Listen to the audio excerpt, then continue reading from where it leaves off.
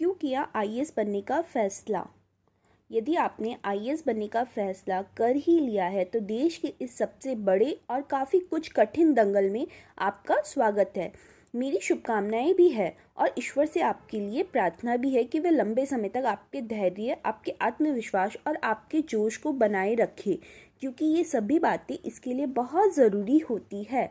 फिर भी इससे पहले कि मैं आपको ये बताऊं कि आप आईएएस कैसे बन सकते हैं, मैं आपसे एक प्रश्न पूछने की, एक बहुत ही ज़रूरी और मूलभूत प्रश्न पूछने की इजाज़त चाहूँगी। मैं आपसे ये प्रश्न इसलिए पूछना चाह रही हूँ क्योंकि मैंने आईएएस के विद्यार्थियों का और सोचने विचारने के बाद और कुछ ने तत्काल ही जो उत्तर दिए उनमें से कुछ प्रमुख उत्तर इस प्रकार थे।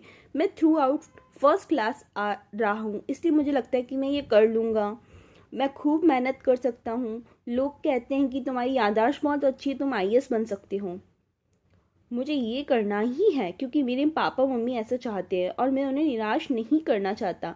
चाहे कुछ भी क्यों ना हो, मैं रट्टा मारने में माहिर हूँ। मैं कुछ भी रट सकता हूँ, यहाँ तक कि मैथमेटिक्स भी। मैंने कसम खा रखी कि मुझे ये करना ही है। दोस्तों, कुछ इस तरह के उत्तर बदले हुए शब्दों में मुझे मिलते रहते हैं, ऐसा लेखक कहते हैं। और मुझे ये लिखते हुए अफसोस हो रहा है कि ये उत्तर मुझे संतुष्ट नहीं कर पाते हैं और मुझे अपने उन नौजवानों साथियों से कहना पड़ता है कि तुम अपने उद्देश्य के बारे में एक बार फिर से सोचो। ऐसा इसलिए क्योंकि इनमें से कोई भी गुण ऐसा नहीं है जो आपको आईएएस बना सकेगा, और न ही इसमें से कोई गुण ऐसा है जिसके न रहने पर आप आईएएस नहीं बन सकेंगे। आप परेशान न हो मेरे इस कथन को पढ़कर। आगे चलकर आप अच्छी तरह जान जाएंगे कि आखिर आईएएस बनने के लिए चाहिए क्या। अब मैं आपके सामने कुछ सच्ची कहानियां पेश करने जा रहा हूँ ताकि आप अपनी यात्रा को शुरू करने से पहले, या यदि यात्रा शुरू कर चुके हैं तो उसे ख़त्म करने से पहले अपना सही मूल्यांकन कर सके।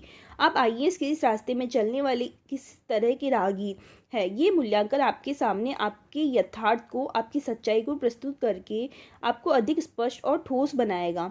इससे अंततः आपको फ़ायदा ही होगा। मेरे पास एक लड़का आया, लेखक कहते हैं, मेरे पास एक लड़का आया, स्मार्ट, जोशीला और पढ़ने लिखने में काफ़ी कुछ ठीक ठाक सा ही है।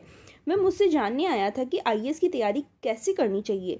जब मैं उसे तैयारी करने का कुछ सूत्र बता रहा था तो उसी दौरान वह बार बार ये कहे जा रहा था कि सर, इसके लिए मुझे कुछ भी क्यों ना करना पड़े, मैं करूँगा।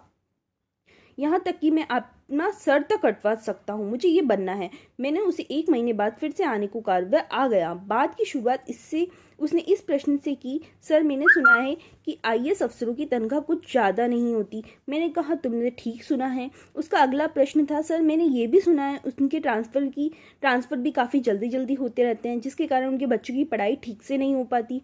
उसकी बात भी ठीक थी। तीसरा प्रश्न उसने थोड़ा सकुचाते हुए किया कि सर, क्या यही है कि एमपी एमएलए जैसे लोग कलेक्टर को डांट कर चले जाते हैं?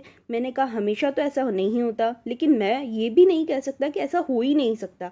इतनी बातचीत के बाद जब आप उस नौजवान का फाइनल उत्तर सुनिए जो 1 महीना पहले आईएएस बनने के लिए अपनी गर्दन तक कटवाने को तैयार था, तो सर, मैं सोच रहा हूँ जब आईएएस बनने के बाद भी इतनी सारी झंझटें रहेगी तो फिर बनने में फ़ायदा ही क्या। मैंने उसके निर्णय का सम्मान करते हुए उसे मुक्ति पाली, क्योंकि उसका आईएएस बनाया ही नहीं जा सकता। एक और किस्सा है, लेखक बता रहे हैं, एक लड़की थी, एमबीबीएस के आखिरी साल में थी। उसका दावा था कि मैं फर्स्ट अटेम्प्ट में ही क्वालिफाई करूंगी, वह भी टॉप 10 की रैंक के साथ। मैं उसके उस उबाल के पानी की छींटे डालता, किंतु बेकार। दुर्भाग्य से 3 अटेम्प्ट देने के बाद चौथा उसने न देने का फैसला किया। लेकिन सबसे दुर्भाग्यजनक बात उसकी यह रहा कि वह प्रारंभिक परीक्षा तक क्वालिफाई नहीं कर पाई। तीसरा किस्सा है, एक लड़के ने बीए तक की अपनी सभी परीक्षाएं कंपार्टमेंट के साथ पास की, फिर भी उसे लगता था वह आईएएस कर सकता है, क्योंकि उसने सुन रखा था इससे कोई भी कर सकता है। और मज़ेदार बात तो ये कि उसे अपने सुने हुए पर न केवल विश्वास था, बल्कि उसने उस पर चलना भी शुरू कर दिया।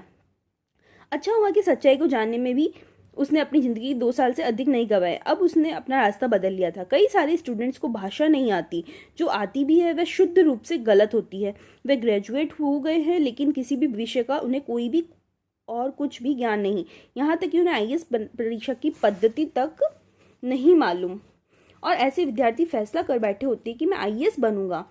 उससे भी दुखद बात यह है कि इस दुष्चक्र में फंसकर वे अपने जीवन के सबसे कीमती 3-4 साल बर्बाद भी कर देते हैं। Thank you.